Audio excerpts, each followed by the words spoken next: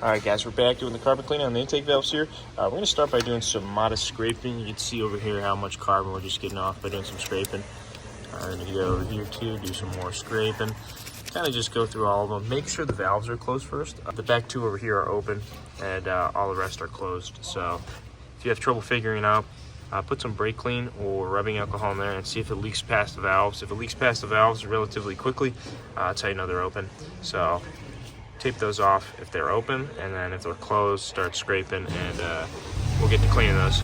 All right, working my way down the line here. Pretty much got all of them done. Just rotated the motor over a little bit, and putting a breaker bar through these bolts right here, and just able to pry it over a little bit. Good thing I wasn't fighting too much compression. But this is the last one I gotta do down here. It's gonna be kind of hard to see, but this is how they're gonna look after you finish with them. Pretty much sparkling. How they should look all the time, but with EGR and PCV it's gonna get dirty, so we're gonna eliminate the EGR, and then PCV is obviously gonna stay, but it's not gonna get bad like it was before. This is my machine. I've showed it to you guys before. Nothing too crazy. Air hooks up to this little fitting right here. It's pretty much a vacuum and the blaster all in one. You hook it up to the wall, hook the electrical connection up, turn it on, and we're able to blast it. Gonna do a little bit of scraping here before we start blasting them. Alright, we're going to do it without the fitting first. I'll use this one for the rectangular ports, and then this one just blank for the circle ports. So there is a little bit of finesse you have to use. So this will go on the port, so say the circle port. This goes in this little hole right here, and you're going to want to keep it around here at first and kind of rotate it around to get like a majority of like a long blast, and then, you know, kind of start to wiggle it in a little bit until you hit the valves, and then when you hit the valves, pull back about an inch and kind of just go like that. Kind of just go back and forth and back and forth, and then pull it out as you're doing that, and it'll kind of hit pretty much every spot you can. And then I would do some like little circular motions, but it's pretty straightforward. It's satisfying once you get the hang of it.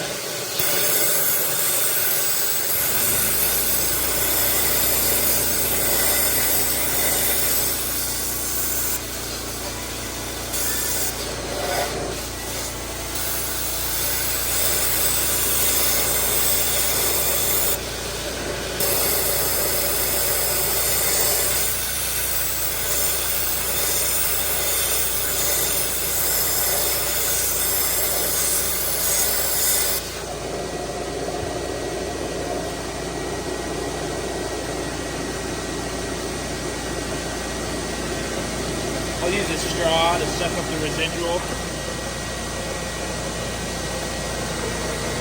Stick a straw down there.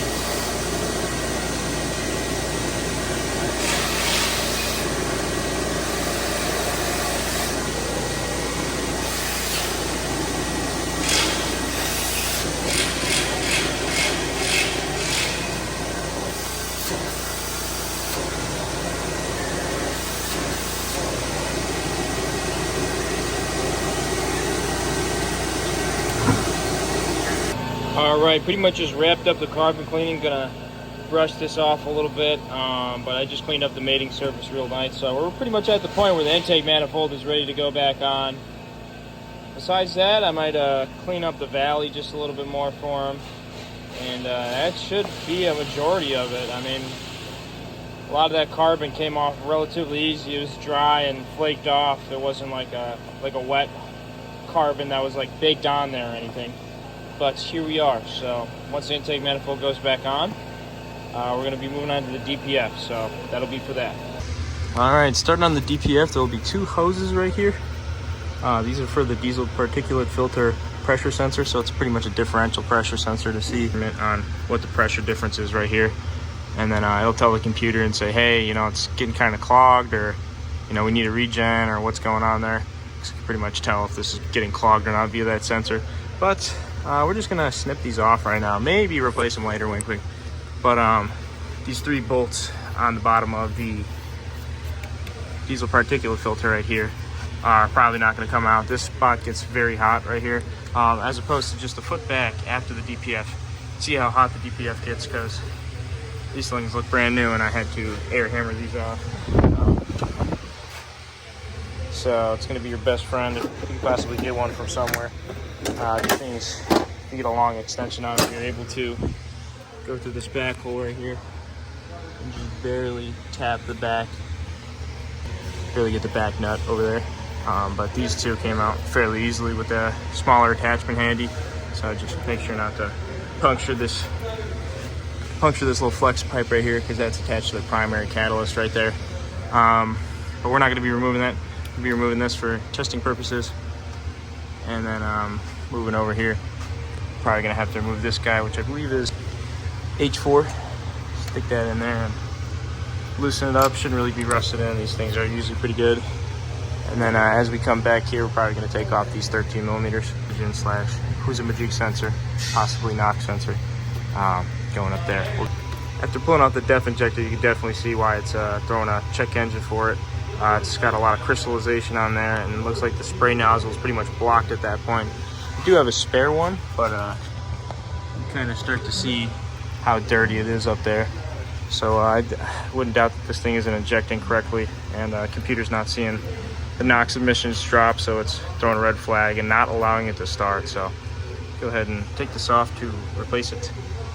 I'm going to be taking off that little clip right there. It should just slide off after, and this electrical connector right here.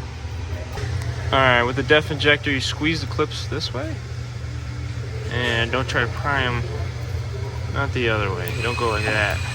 You gotta squeeze it like this to get it out, not the other direction. All right, when you're removing the DPF, I would recommend just flipping this upside down here. Flipping this little mount right here. That'll give you enough room to twist it that way and just kind of squeeze it out. Shouldn't have to remove this. All right, we just got this test pipe installed here. So there's going to be these little round things you gotta screw in on top of the mounts. You're going to have to take the old mounts off, put them back on. It's going to be kind of a little bit of wiggling with those. I recommend a pry bar or one of these from Lyle Tools. They have these on Amazon. They're about $20. So there's a part number on them, maybe not. But it comes down the line here. This goes over here, nothing. The reducer sits here. The reducer goes from this pipe, reduces down to the size of the stock exhaust. You have to reuse the original clamp, so replace it if you're not feeling comfortable with it. Then you use these bad boys for the remainder, and then boom, sits in real nice. You're gonna have to use the H3 hex to get to that, but once that's in, bada bing, bada boom. There's going to be 3 clips. There's going to be one for the DEF injector right here normally. There's going to be a temperature probe that goes up here and just slides out right there. Take that one out. I'm just putting a fat layer of grease on them so they don't corrode, just in case he ever has to go back to stock after testing this. But that is about it. There's going to be one right here. There's going to be an electrical clip right here, but I just tuck them away and put grease on them. Tuck this one away, zip tie it, put grease on it. Nothing too crazy. I'm about to zip tie this one, probably down here, out of the way. Gonna prime it a few times. We haven't tuned it yet, so I would not recommend doing this, but I just want to make sure it starts before we tune it so we get a baseline.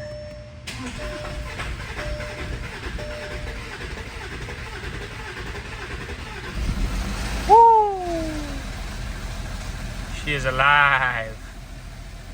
After a few sketchy cranks, she's idling rather nicely too.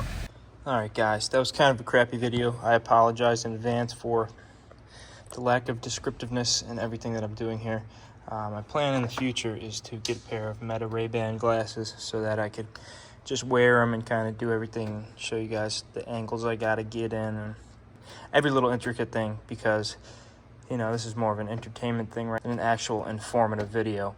But I hope it gives you some insight into what it takes to do these type of things. But other than that, you know, the manifold went back on real easy. Fuel line goes in, this little bracket goes in. You kind of got to slip it under all these little hoses and whatnot. You got to put the heat shield back in back there. Everything over here gets tucked in and tightened down. This has to go back in the retainer bracket. Make sure all the glow plugs go into each of their respective holes. This stretches over, and then that goes right on the bypass right there. But besides that, everything else is pretty simple. Things just plug and play. Make sure all the harnesses are in, and nothing too crazy, honestly. It's just a little bit of plug and a little bit of play. You kind of got to go back and forth and see what you're missing. It's just one thing at a time here. If you're doing this job for the first time, I recommend putting all the bolts back where they came from. It'll help you keep track of everything and let you know what you need and you don't need, because when doing this, there's going to be a lot of stuff that does not go back in. So it's going to be kind of hard to remember which is which and what goes where. But other than that, it's pretty straightforward. It's nothing too crazy. Take a little bit of patience for your first time. It'll feel impossible, but after you get it done, it's going to be so satisfying, and the driving experience is going to be much worth it. So that's kind of where it sits right now. Other than that, we're going to go give it a first start, and hopefully she cranks over nice and quick. If not, you know, it's got to build some fuel pressure, so I wouldn't be tweaking about it. But yeah, that'll be the video for today. Nothing too crazy.